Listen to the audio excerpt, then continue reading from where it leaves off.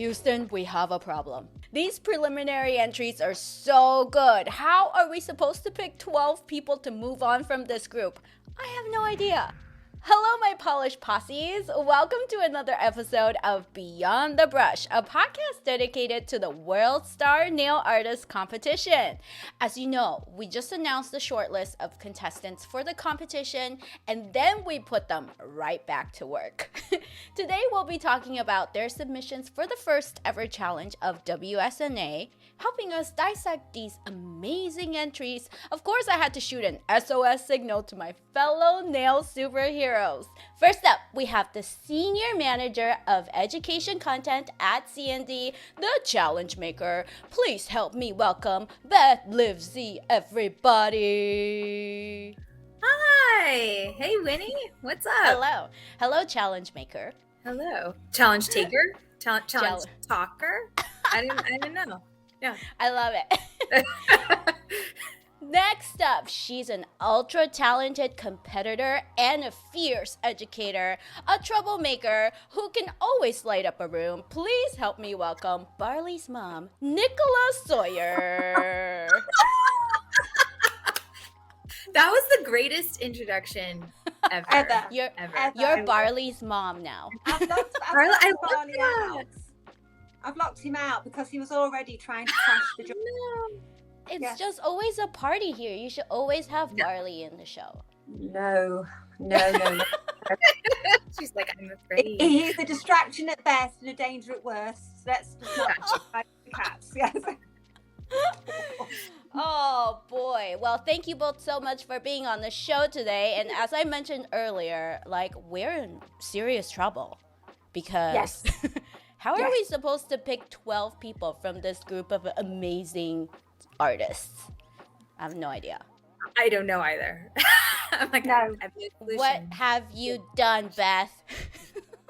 I don't know. I thought it was gonna be all fun and loosey goosey, and now it's it's tough. It's tough. At CND, someone was telling me, they were like, the nails for that challenge are weird. And I was like, it's a weird challenge, right? And I think after seeing everyone's videos, people were like, I had so much trouble wrapping my mind around it. And I think we're having just as much trouble now wrapping our mind around what to do. Because we're like, oh, everyone got it. I think for all, people maybe thought they were confused, but I mean, I saw 19 really solid entries. So yeah, now it's back. The problem's back on us. So yeah. We brought this upon It's your fault, Beth, isn't it? It is, and this is what happens. You should have done something really easy to begin with. Yes. No, but where's the fun in that? And then got them in. Yeah, and then next week do something really bad. Yeah, that's what you should have done. Yeah, the next challenge is stamping one thing on one. No, it's I don't. Yeah, no, we don't do simple and boring at WSNA. The W stands for weird. Totally. Oh, wonderful. Yes. Oh, whimsical. Man. Whimsical. How's wacky. Nicola? She's very busy. She's very busy. I'm talking to third party. I like it. I like it.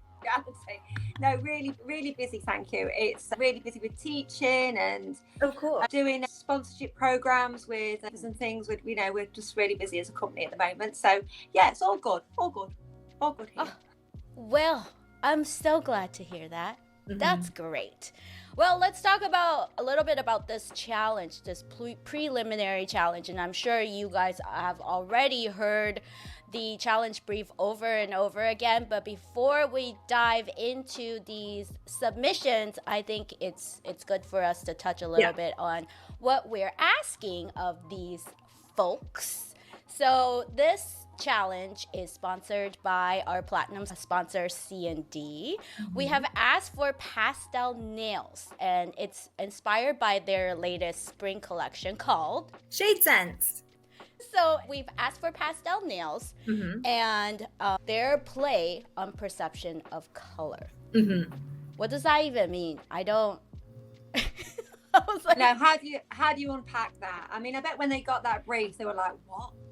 I know. Where do we literally. start? I know. But you know what?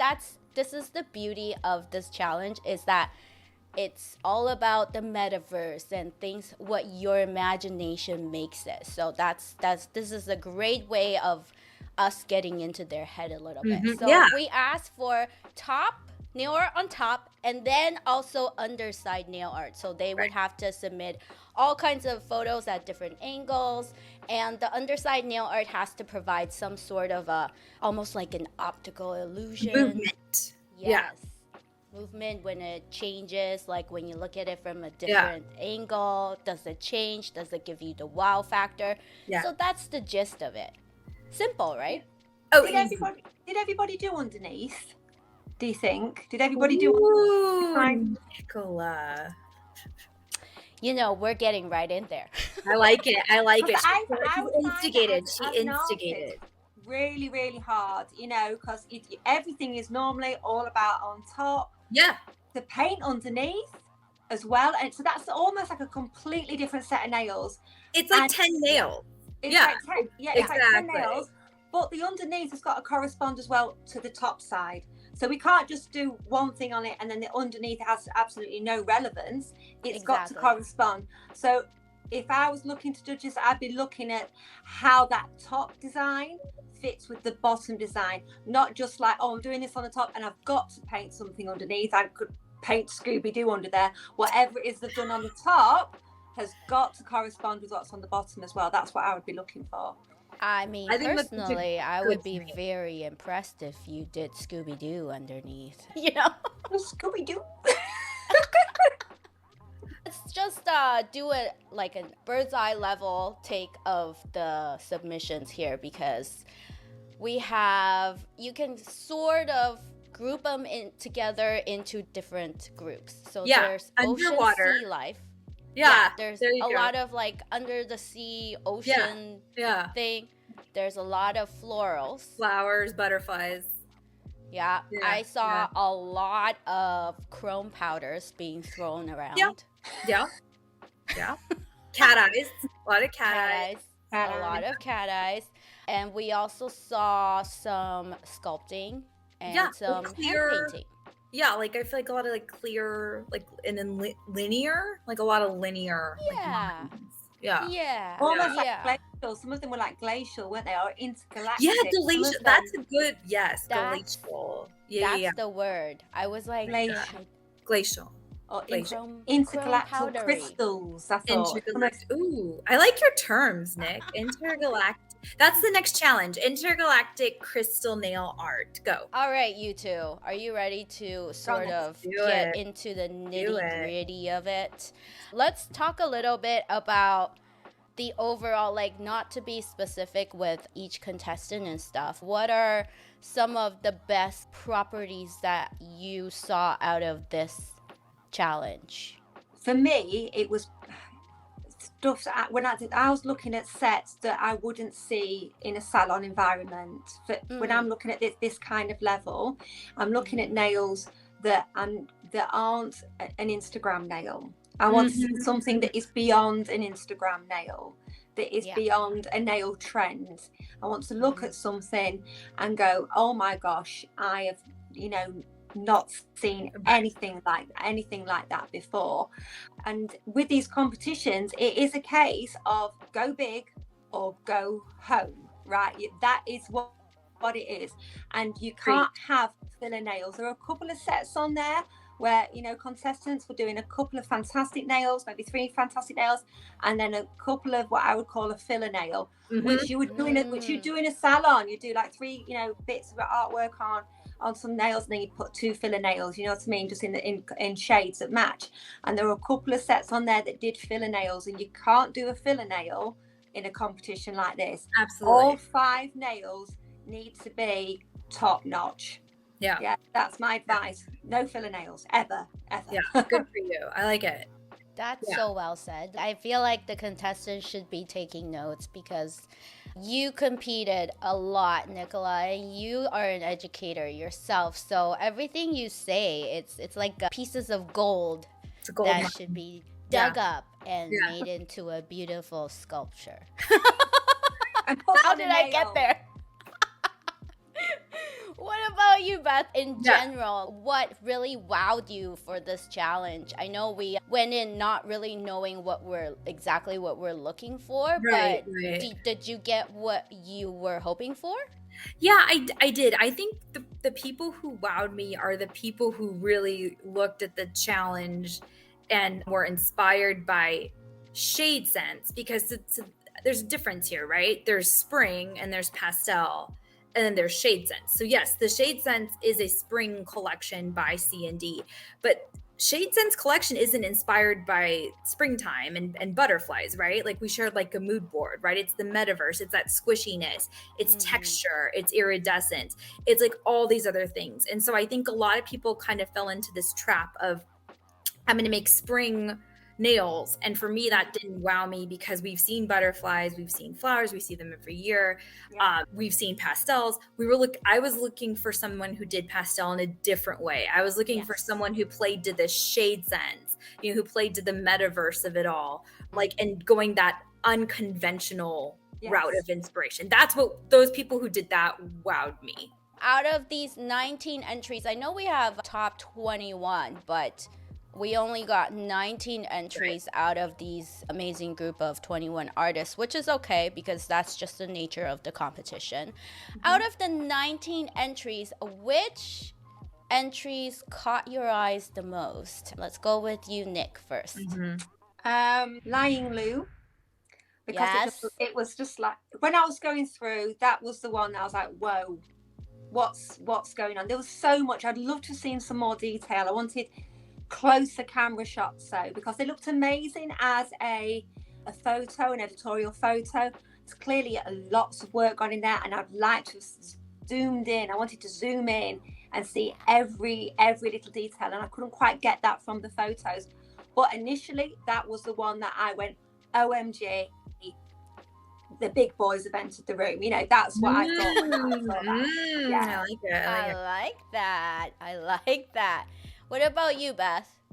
I have to go with Dana, my fellow American, not just because she's American. Let me preface with that. But also, it tripped me out. And like we said, I feel like there were a lot of similar pastel-y, your stereotypical spring nails, but hers really stood out, right? Because it was more about, it was like, you remember those magic eye books?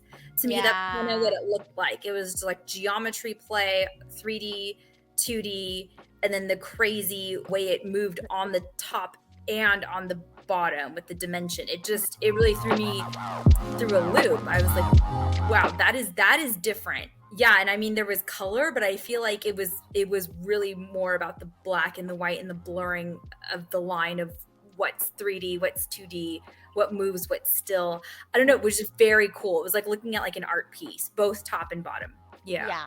The bottom illusion, like optical illusion thing she did was phenomenal. Isn't it amazing? Like watching her, watching her control of her brush is just crazy. Yeah. For sure. Now, for me, I have to say, I agree with Nick. Lying was like, for me, it was like amazing right off the bat. But I also really want to give a shout out to our girl, Nixie Rose. Yes, absolutely. I think she, out of all 19 people, understood the assignment the most. I agree. I think she kind of personified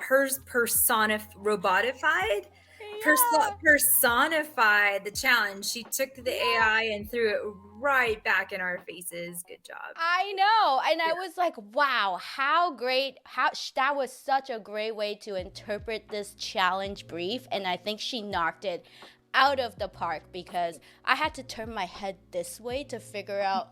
Like, I was like, what exactly is happening here? Like, it's so weird. I was like, are those little nails on top of? Yeah, the tiny little nails on top of the nails. Yeah. And I have to say, she looks really good as a chicken. There were so many Nixies, so really it wasn't one person creating 5 nails. There were like 10 Nixies creating, plus the robot creating her nails. Well, I guess we have to say, like, the video diaries that these guys had to submit are they made public? They're not made public. No, well, for this one, it doesn't, like, not yet. Yeah. Right. Yeah. Not this specific challenge, but going forward, they will be public. But if you ever get a chance, look up Nixie Rose on her social media platforms. Like, her video is hilarious. It's so good. It's so good. Yeah. And I think that brings us back to why we have our top picks in this podcast today. I think they all hit those notes. Yeah. Like, Lai Ying had a beautiful way of describing her work. And I know, Beth, you should touch on that, because the way she described phrases. Nick, did you like write down the little phrases? Or I don't know if you saw them. Yeah, because okay. She used these phrases that I thought were like perfect. She said like dizzying watercolors was what she wanted to create, or like dizzying textures. And I was like, that is such a good way to talk about not only what she did, right? Because you see those nails and you're like, yeah, that's what she did. But you're also like, man, now I want to see more nails that match that term she just came up with. So I just thought that was really cool. Like, we talk about movement. Those nails had some serious, like you're saying, Nick, like glacial, like movement. They were like almost, it was almost like a waterfall. Like like a waterfall. Yeah. Yes. It was like watching like an ice sculpture move across in front of you. I don't know. They were fluid. There as well. Yes. That's why you're here. You know how to word it. Thank you. Fluid. Yes. I don't know if you guys noticed, but like there was one point when I was like, oh, this work is, her work is so clean. But then on the actual Phoenix itself, it was kind of fuzzy in a sense. Like it was textured. The whole thing seemed like feathered. Yeah. I was like, at first I was like, oh, did she not refine it? And then I looked closer and I was like, oh my God, that's literally like the Phoenix. Yeah.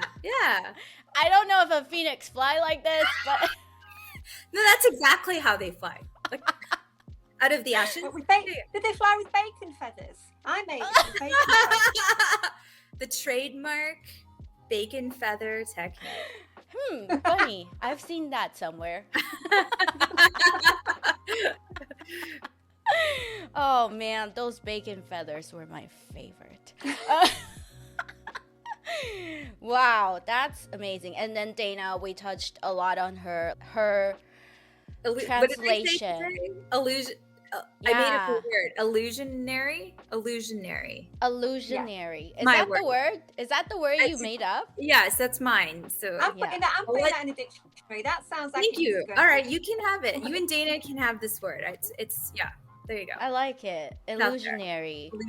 And I think on top of that, I also want to give a shout out to Karina. Do you guys remember Karina's underside? Because I feel like the way she explained it, it was really cool, because she saw it at a museum that if you tilt your head this way, you'll be able to see the full photo. That was really fantastic. Like, and she was the first one, I think, on our list, because it was alphabetical.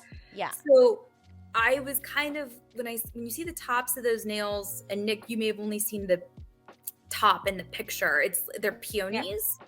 And so you recognize them. Like, I was like, oh, she did peonies. Like we were saying before, like, oh, spring flowers. Okay, whatever. Yeah. But then those undersides were like show stopping, because one way they were like flowers, and the other way they were like this whole other design. And I was like, how did she do that? It was like the blind. So these are the ones with the penis on the end, the flowers on the I couldn't see underneath. Exactly. Okay, good point.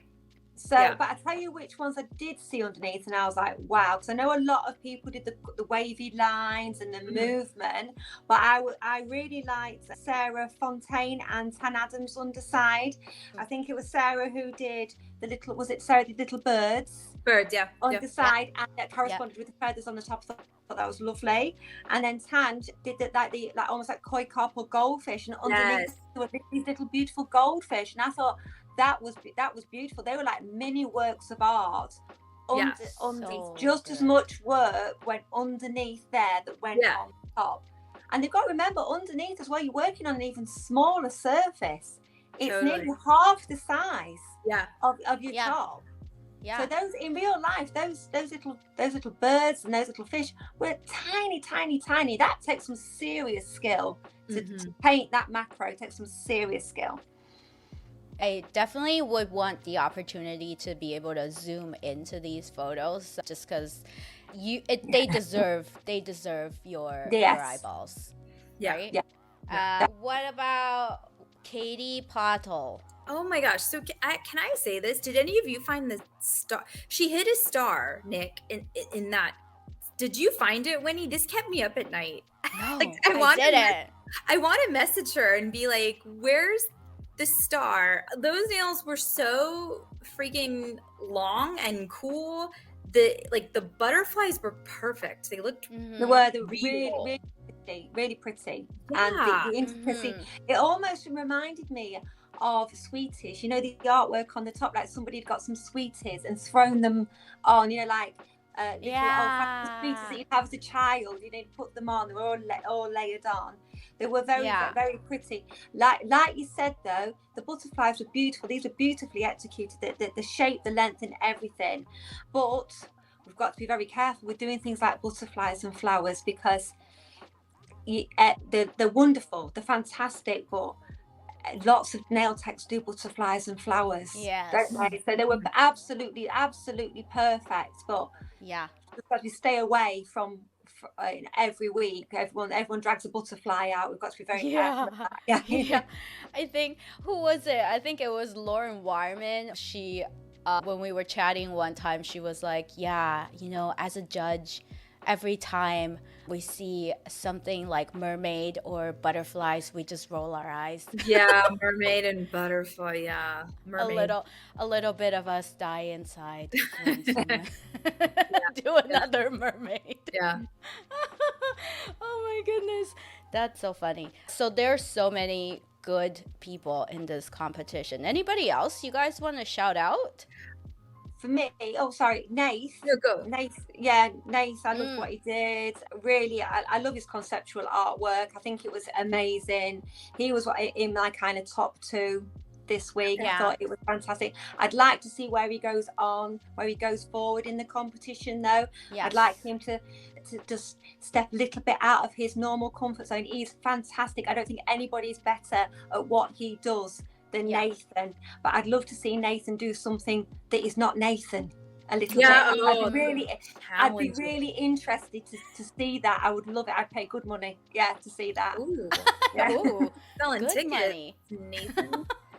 I think, you know, that's the perfect segue though, Nick, because the other person I told Winnie I wanted to talk about was Gemma, because for me it's like, okay, those nails are gorgeous. Like the nails she turned in are like, if I was still a magazine editor, that would be a spread, that would be a cover. Like those are absolutely stunning nails. And for me, they fit the brief, and that they were the squishy. I think they were the squishiest in my opinion, right? She had a lot of the bubbles, right? She had the pop bubble, the regular bubble, and how she talked about the nostalgia.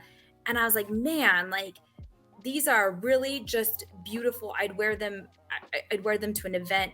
But I felt like for me, it was, I chose to talk about Gemma because like Nathan, I'm like, but okay, where do you like push it a little more? Like this set was so good, but she could have gone like a little crazier with it. And it would have been like mind blowing. Like if those bubbles had been like larger than life, had she put stuff in them, like there's like a million possibilities. But like she was so on the cusp, and her video too, I was like, man, she's good on camera.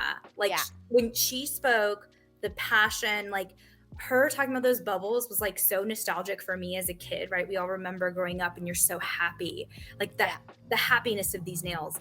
So I loved her talking about it, but I was like, man, Gemma, talk about it while you're showing us how you made these freaking fabulous things, and you have a perfect, like a near perfect score, like she would have. So I chose Gemma because I did love those nails. I just thought like, man, she's on the cusp. Like Gemma's so close for me. I'm like, come on, we could have 10 more points. We could have 10 more points. Like and I want Gemma to amp it up a bit because that set was just so beautiful. Yeah. It was really, really pretty. And as you said, look great. It would look great on a cover.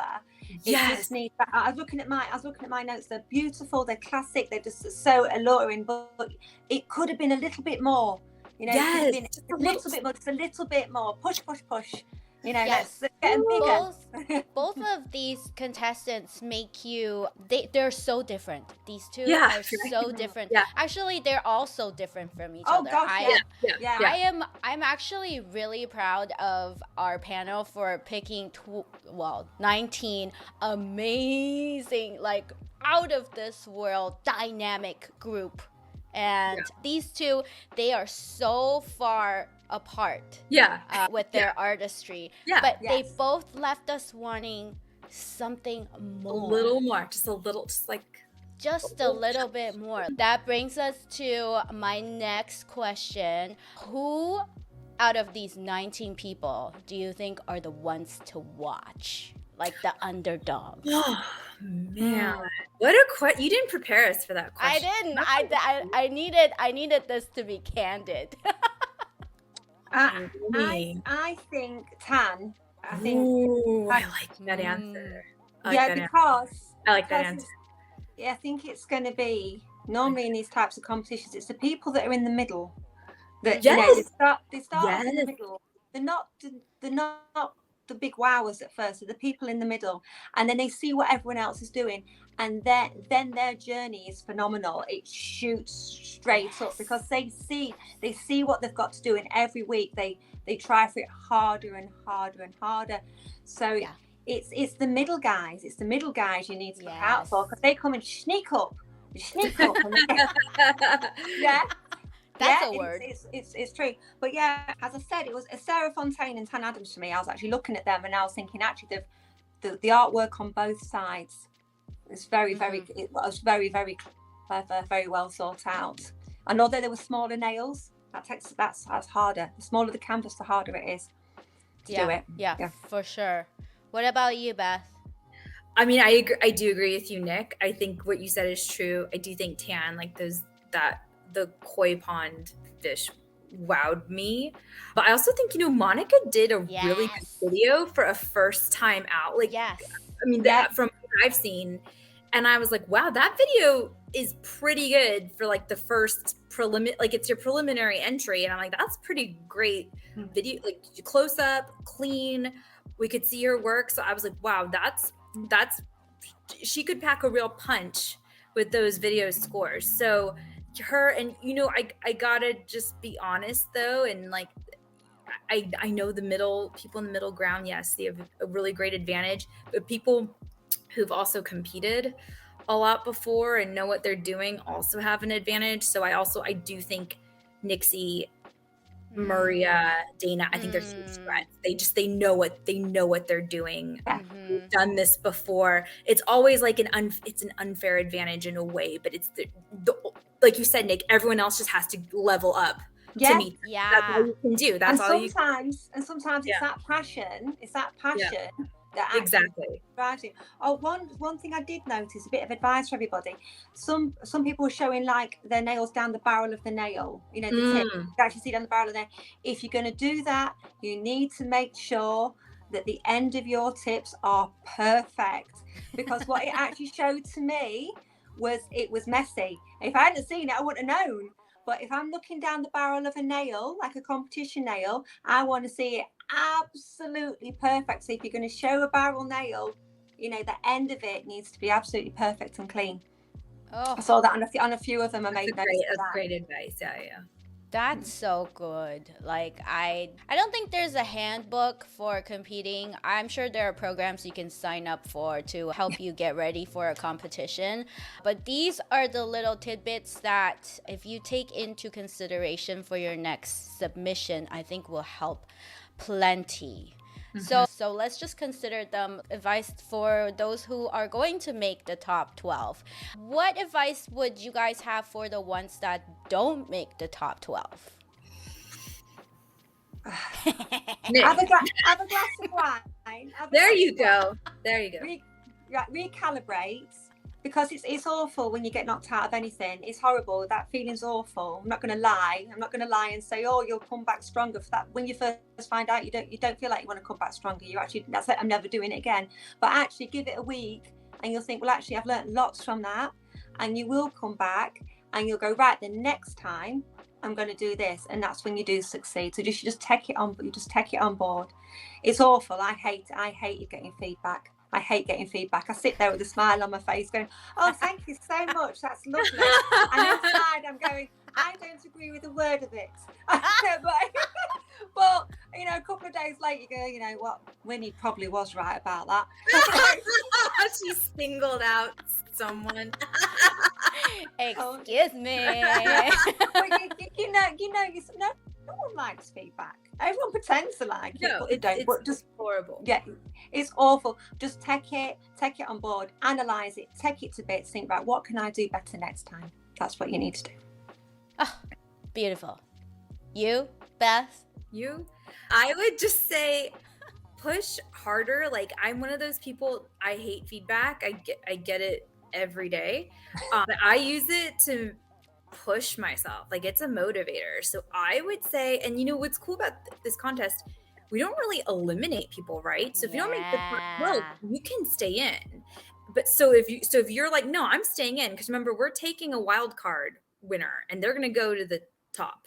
So you can start right away to recoup any and all points, whatever mistakes, and you can push it and you could still be in it. So I would just come back determined. Like, it's not the end. If you don't make the top 12, it is not the end of the world. In fact, you're just starting. So jump on that, like, and have fun with it. Enjoy it. Yeah. That's exactly it. That's what you got to remember, because there is life after, what do you call this? What's that Cher song? Do you believe life after love? You mean that one? Sorry, you guys. That's the one. That's the one. There is life after love. I promise you that. The wildcard competition is where you come back to life, and these are all really great little advices to bring with you wherever you go into in your career in the industry, I think. Yeah. What do you guys think? Mm-hmm. Yeah, on the daily. Yeah. On the daily. Every day. Well, that's it for us today. Thank you guys so much for tuning in, and I hope you really enjoyed this episode that we put together for you. If you have anything you would like to our subject, please reach out to me at Winnie is Awesome on Instagram. And as always, you can always follow the journey of our contestants on social media at Scratch Magazine or on the web at www.scratchmagazine.co.uk/WSNA. We'll see you on the next one.